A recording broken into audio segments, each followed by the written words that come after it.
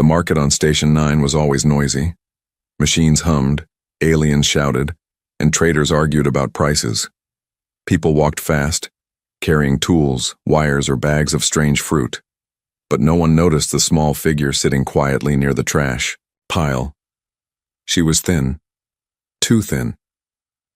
Her body looked more like bones than flesh. Torn pieces of cloth were wrapped around her like old rags. Her hair was matted, her skin covered in dust, and her eyes stayed down, never meeting anyone's gaze. She didn't beg. She didn't speak. She just sat there. The trash pile behind her stank of rotting food, broken electronics, and oil. Most aliens avoided that corner because of the smell, but she didn't care. This was her place. This was where she belonged. A pair of rich alien boys passed by. One of them laughed and threw a metal can at her. It hit her shoulder and rolled away. She didn't flinch. She was used to it. The other boy said, "That thing's not alive anymore, just a shadow." They laughed and walked away. But then, someone stopped. Heavy boots clicked on the metal floor. A man stood still. His eyes weren't cold like the others. They were human eyes, tired but kind. He wore a dirty mechanic's uniform and his hands were rough from work. He looked at her. She didn't look up. He crouched down. "Are you okay?" he asked softly. She hugged her knees tighter. She whispered, "Go away." The human didn't move. He looked around. Everyone else ignored them. "I can get you something to eat," he said. "No," she said quickly. "Don't waste food on me." He reached into his bag and pulled out a protein bar. He placed it beside her. "You don't have to eat it now," he said, "but it's yours." She stared at the food but didn't touch it.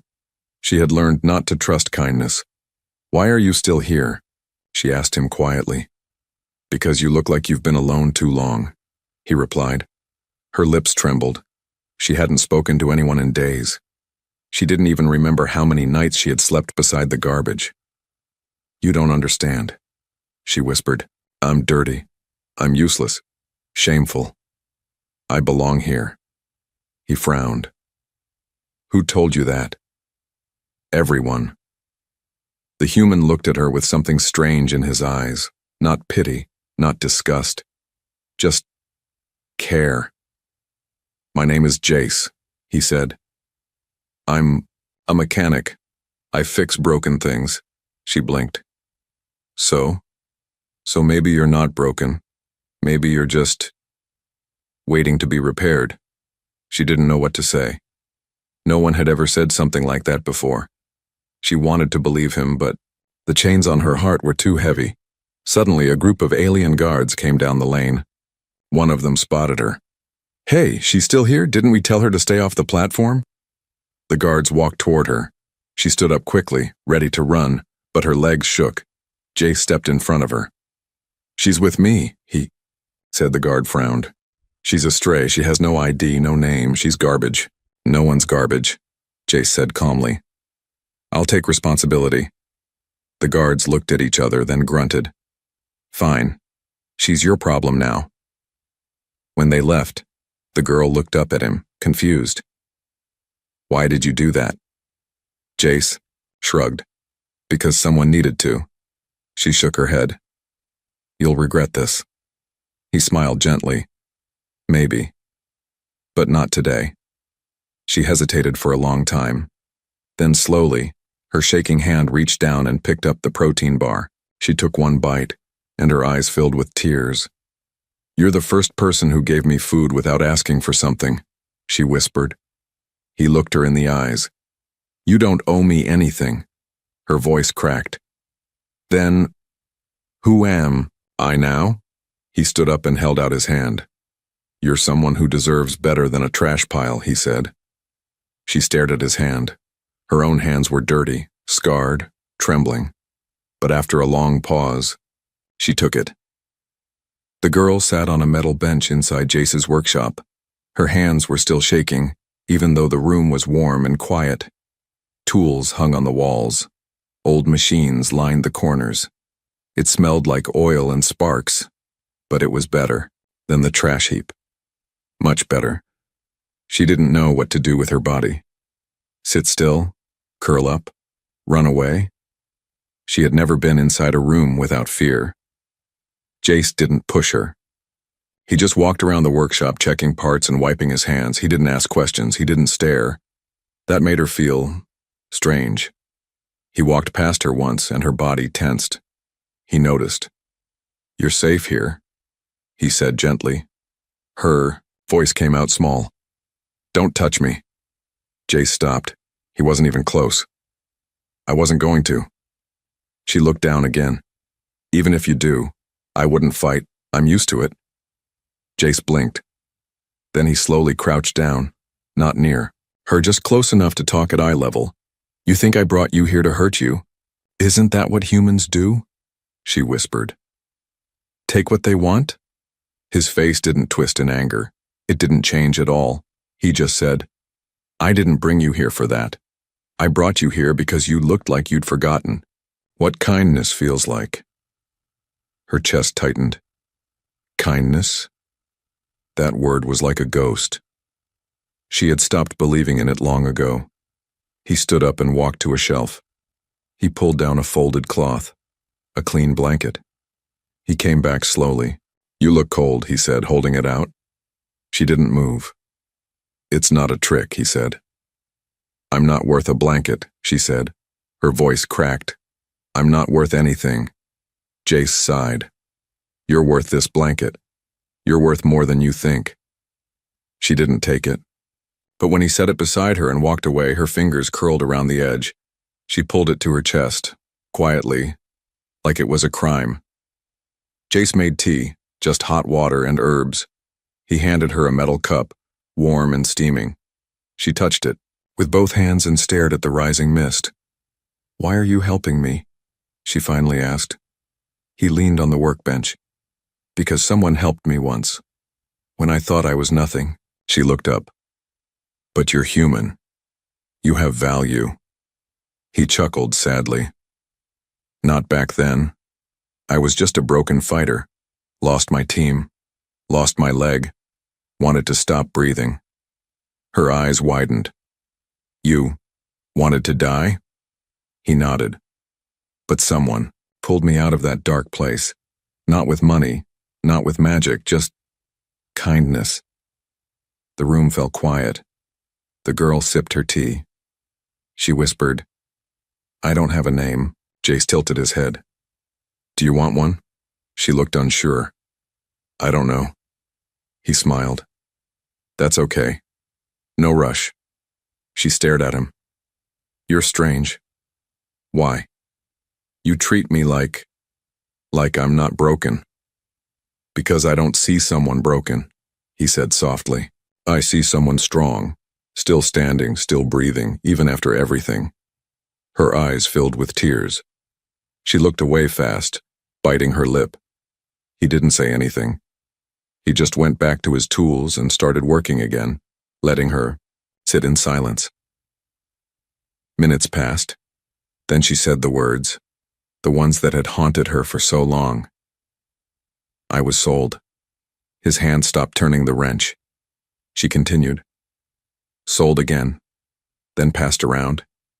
They told me I was shameful, that I was good, for nothing but use." She couldn't look at him. Her voice trembled. "I believed them." He didn't speak. He just listened. "I don't even know what planet I'm from," she said. "They took my name, my clothes, my hope." And then the final words came like a knife from her soul. "Don't touch me. I'll break." Jace put down the tool. He walked over slowly, not to touch her, but to sit on the floor across from her. He looked up at her and said, "You've already survived worse than most beings ever will.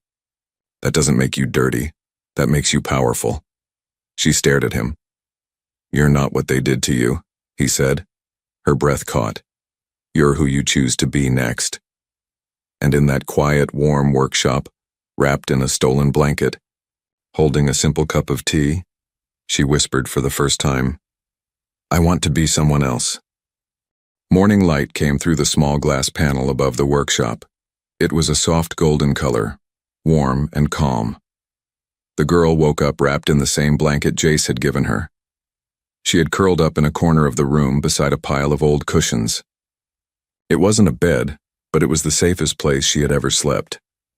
Jace was already awake, working on a floating generator. Sparks flew now and then, but he didn't make much noise. He glanced at her, gave a small nod, and returned to his work. She sat up slowly, hugging the blanket tightly. He didn't say good morning. He didn't ask her questions, he just made breakfast, simple bread, soft fruit, and a mug of something warm, and left the plate on the table near her. Then he turned his back again, letting her choose. She waited a few minutes, testing him, but he didn't look back. She slowly came to the table. She sat, she ate, and for the first time in years, no one watched her like an object. After she finished, she stared at her hands. They were rough, cracked, with dirt deep in the lines. Her nails were chipped. Her arms were scarred. Jace finally spoke. "You want to clean up?" She looked at him. "Why?" "You don't have to. Just thought it might feel nice." He led her to the back, where there was a sink with warm water and a mirror. He gave her a soft bar of soap and stepped outside, leaving her alone. She stared into the mirror. The girl in the reflection looked like a ghost. Her face was thin, eyes hollow, hair wild. She barely recognized herself. She turned on the water and let it run over her fingers. It felt strange, like something forgotten. Then she slowly, carefully washed her face. Her hands, her arms.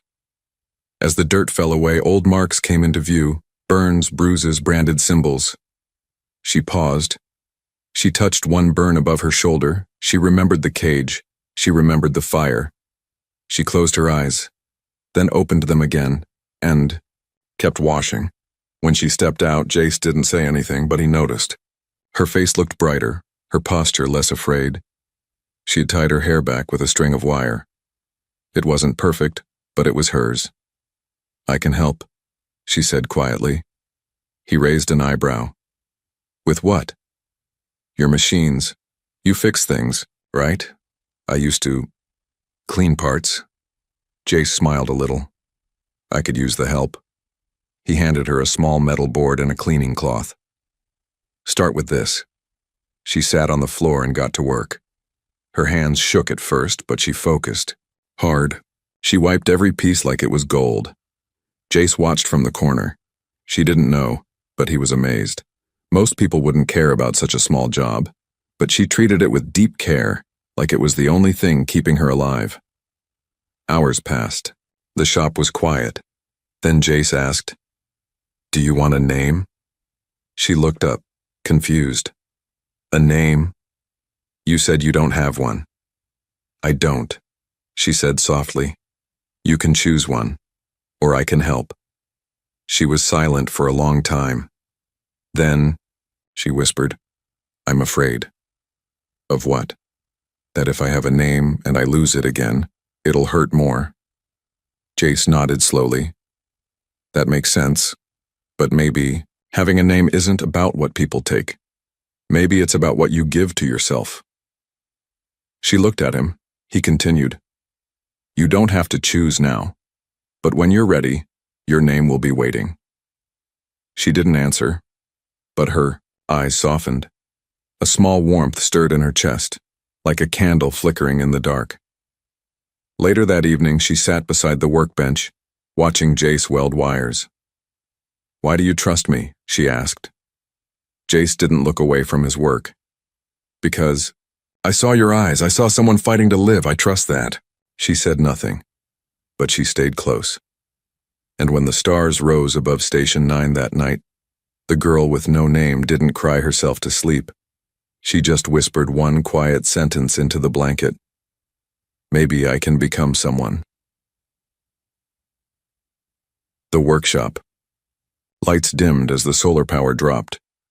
Outside, the stars blinked in the black sky, and the wind hummed through the station's broken vents. Most shops were closed. The noise was gone. But inside Jace's repair shop, a quiet heartbeat remained. She was lying on a soft mat now, something Jace had fixed from spare cushions. It wasn't a real bed, but it was warm, and for her, it was heaven. But sleep didn't come. The blanket was pulled tight around her, but she kept staring at the ceiling. Her heart thumped in her chest like it was trying to escape. Her fingers dug into the cloth and her breath came faster. She had felt this before. Peace. And that scared her more than pain ever did. Jace was working at the far end of the shop. He was quiet, as always, fixing a circuit board under a lamp. He hadn't asked her anything all day, hadn't touched her, hadn't judged her. That made it worse. She sat up suddenly, arms tight around her chest. Her throat ached. Her body trembled. She didn't want to cry. Not here. Not where someone could hear, but it came anyway. Soft, broken sobs escaped her mouth, like pieces of a dam falling apart. She pressed her hand over her lips, trying to stay quiet. But Jace noticed. He didn't say a word. He didn't come close. He just walked to the workbench, grabbed a clean cloth, and gently placed it beside her on the ground. Then he went back to his tools. She stared at the cloth and wept harder. She cried for the time they shaved her head like a pet. She cried for the time she was told her body was only useful when silent. She cried for every time she had begged for food, only to be kicked away. She cried for the child she had once been, bright-eyed, curious, before the world ruined her. When the tears slowed, she clutched the cloth in her hands like a lifeline. Jace didn't ask her why, didn't tell her to stop, and that somehow made her feel seen. Later that night, Jace made a small fire in the heating chamber. He sat near it and tapped the space beside him. She hesitated, then slowly she joined him. The fire cracked softly. He passed her a tin cup with warm liquid. "Just hot water," he said. "Good for calming nerves." She took it. "Why? Do you always care?" He looked into the fire. "Because caring is all I have left." She blinked. "What do you mean?" He took a long breath. "I lost someone once, a sister. She was younger, small like you. She disappeared during a raid on our ship. I never found her." Silence. "I searched every system I could, but they said, she's probably been sold, off, or worse." His jaw clenched. "I couldn't save her." Her voice came out like a whisper. "I'm sorry." Jace shook his head. "You're not her, but when I saw you, sitting in the dirt, I thought, what if someone had helped her like this? Maybe she'd still be alive." The girl stared into the fire, her hands warming around the cup. "I think I understand now," she said. "Understand what?" "What safe feels like." He turned to her. "I thought safety was a place, a cage without beatings, a roof over your head, but it's not. It's a person who doesn't look at you like you're broken." Jace said nothing, just nodded. She took another sip, then softly asked, "Can I tell you something I've never told anyone?" "Only if you want to," she swallowed. Her voice shook. "One of them used to say I was too ugly to sell, so they used me for practice." Jace's face didn't change, but his hands slowly curled into fists. "I thought if I made myself smaller, quieter, dirtier, maybe they'd forget I existed." He closed his eyes for a moment, breathing deep. "You're not forgotten," he said firmly. She stared at him, surprised. "You're not shameful. You're not useless." She blinked fast. "You're here. You survived. And that makes you stronger than anyone who ever tried to break you." For a while they sat in silence, and when the fire grew dim, she rested her head on her folded arms. Not on the floor, not in the trash, but next to someone who saw her pain and didn't walk away. She fell asleep that night without fear, and for the first time her dreams were quiet. It had been 5 days since she stepped into Jace's world. She now helped around the shop, cleaning tools, organizing small parts, and even handing him wrenches while he repaired engines. She moved like someone afraid to take up space, but she moved. And that was something. Jace never rushed her, never made her speak more than she wanted. But every time she brought him a tool without being asked, or cleaned a piece of metal until it shined, he'd give her a nod. A simple, silent, "Well done." That nod meant more than 1,000 praises. But healing wasn't a straight line.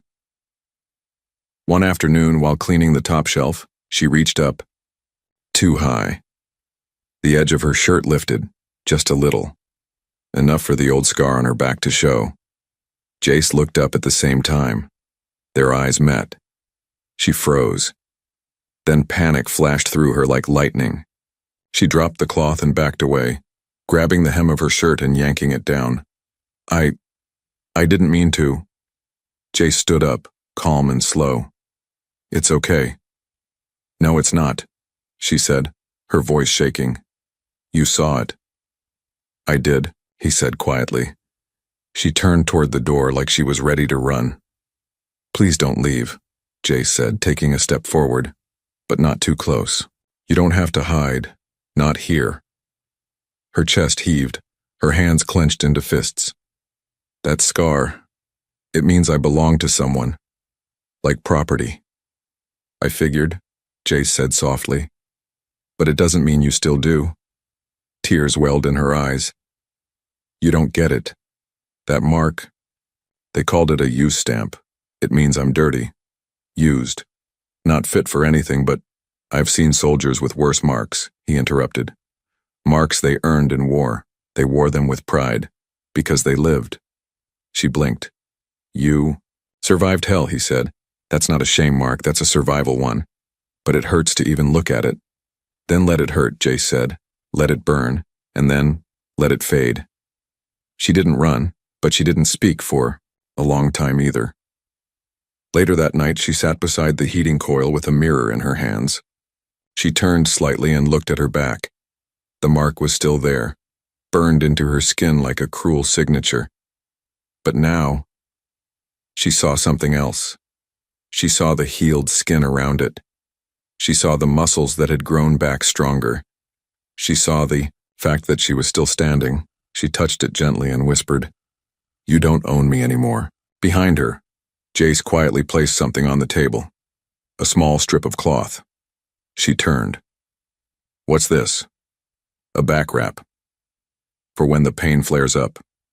She stared at it, then at him. You thought of this. For me. You're part of this place now, he said. I look out for what's mine. She hesitated. I'm yours?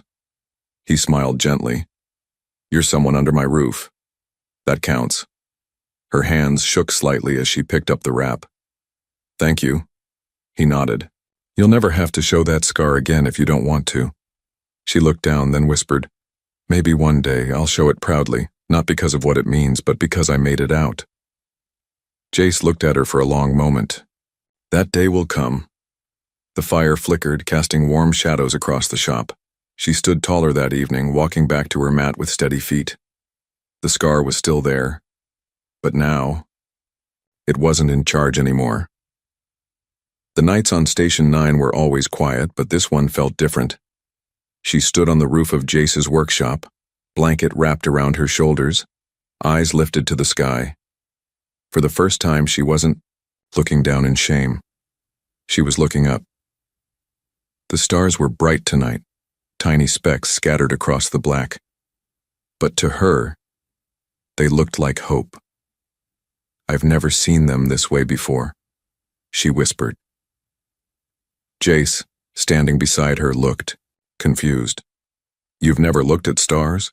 She shook her head. Not really. I always thought they belonged to people with ships, people with names, people who mattered. Jace smiled softly. They belong to anyone who dares to dream. She turned to him. Then maybe they belong to me now. And just like that, her heart reached somewhere it had never gone before. Each day after that, she woke up early and went to work with quiet energy. She learned how to clean engine filters, organize spare parts, and even rewire small devices. Her hands, once weak from hunger, now moved with purpose. She wasn't just surviving anymore. She was learning, becoming. Jace noticed the change, the way she stood straighter, the way her eyes sometimes lit up when she fixed something right. He never praised her too loudly, but his small nods, his slight smiles, meant everything. One afternoon, he gave her a test. He laid out a broken communication chip and said, "Can you figure it out?" She looked nervous but nodded. For the next 2 hours, she worked in silence. Sweat ran down her brow. Her hands trembled more than once, but she kept going. When she finally handed it back, he plugged it into the scanner. The light turned green, fully repaired. She stared, stunned. I fixed it?" Jace smiled. "You did." Her chest swelled. She had never been good at anything. No one had ever told her she had worth. But now, her hands had created something. Fixed something. She felt like she could breathe deeper. That night, Jace made a small celebration. Nothing big, just some warm stew, 2 old tin cups, and a piece of sweetbread he'd traded for. As they ate, he raised his cup. "To the best apprentice I've ever had." She laughed softly. The sound surprised both of them. "I'm your only apprentice," she teased. "Still counts," he said. That night, for the first time, she laughed again. And it didn't hurt. A few days later, she sat alone, writing on a small slate board Jace had given her. She wasn't drawing pictures. She was trying names, different ones, sounding them out. She erased many. But one name. She paused on Lyra. She traced it again. Lyra. It felt soft, safe, like a name you whispered under starlight. When Jace passed by, she hesitated, then held up the board. He read the word. "You chose a name?" he asked gently. She nodded. "Lyra," he said. "It suits you." Her smile was small but real. "I always wanted to be something more," she whispered. "Someone with a story." "You already are," Jace said. "You just didn't know it yet." Later that night, Lyra stood on the roof again. The stars welcomed her like old friends. She stretched out her arms and whispered, "One day, I'll go out there. I'll build my own ship, fly between the stars, and I won't be afraid." Jace stood in the doorway below, watching her. She didn't see him, but he saw her, and in that moment, he knew. She wasn't just healing, she was becoming. The bell above the shop door rang, a loud, sharp chime. Lyra froze. She was cleaning a datapad near the front desk. Her hands paused, her eyes narrowed. Something felt wrong. Jace looked up from his workbench. "Stay behind me," he said softly, already moving forward. 2 tall figures entered. They wore long cloaks with metal badges on their chests, trade inspectors from the outer rings. But Lyra's eyes locked on the third person behind them, a short, thick alien with yellow eyes and sharp teeth, her old owner. Her knees weakened. The scar on her back pulsed like it had come alive. "That's her," the alien growled. "My lost property. I've come to take her back." Jace stepped forward before Lyra could move. "She's not your property," he said, voice firm.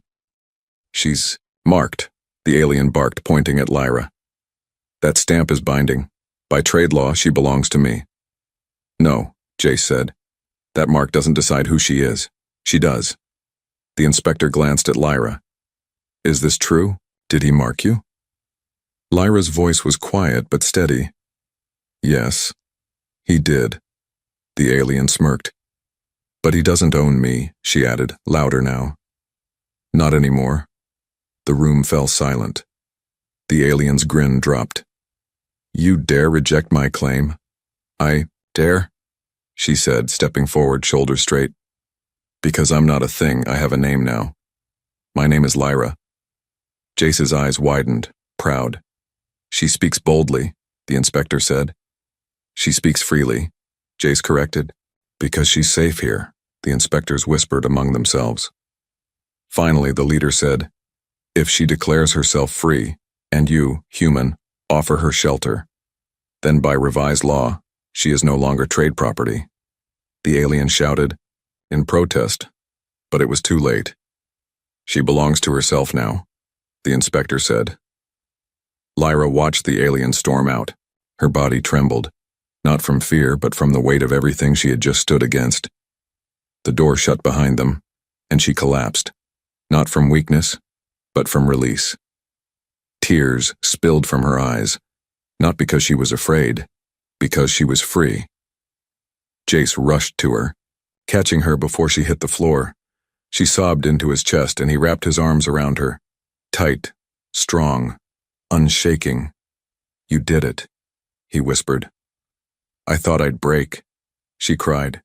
You didn't. You stood tall. I was so scared, but you stood anyway. She looked up at him, face wet with tears. You held me like I mattered when no one else did. You've always mattered, Lyra, Jace said. I just saw it before you did. Her arms wrapped around him tight. Not because she needed saving anymore, but because she had someone who would never let her be small again. That night, they sat by the fire like always. But this time, Lyra wasn't curled up in a corner. She sat beside Jace, shoulder to shoulder, hands warm around her mug. I never thought someone could love something broken, she whispered. Jace looked at her. You're not broken. You were hurt. There's a difference. She stared into the flames. I think I want to stay here, learn more, maybe build things that help others. Like you helped me. He nodded. You've got hands for it. And a heart. She smiled, then laughed. The sound was different now. Whole. Light. He looked at her with something soft in his eyes. Not as a lost girl. Not as a burden. But as someone precious. Outside, the stars blinked gently. Once she had thought they were too far away. Now, they felt just within reach. She was no longer the girl from the trash. She was Lyra, named, chosen, free, and in the arms of a human who saw her worth. She finally believed she was worthy too.